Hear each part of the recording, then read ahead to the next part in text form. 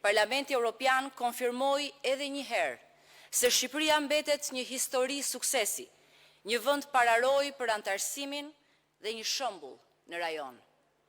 Raporti nënvizon qartësisht angazhimin e qëndrueshëm të Shqipërisë ndaj reformave kyçe, përfshirë forcimin e shtetit të së drejtës, funksionimin e institucioneve të drejtësisë, të dala nga reforma, mbrojtjen e të drejtave themelore dhe të pakicave, si dhe përparimin në luftën kundër korrupsionit dhe krimit të organizuar.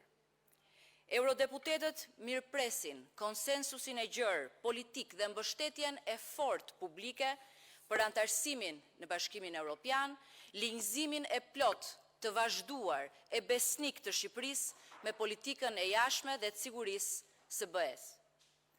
Eurodeputetët vlerësojnë rolin konstruktiv të Shqipërisë në rajon, mbështetjen e palëkundur për politikën e jashtme të BE-s dhe për kushtimin në menaxhimin e sfidave të përbashkëta si migracioni, siguria kibernetike dhe energjia.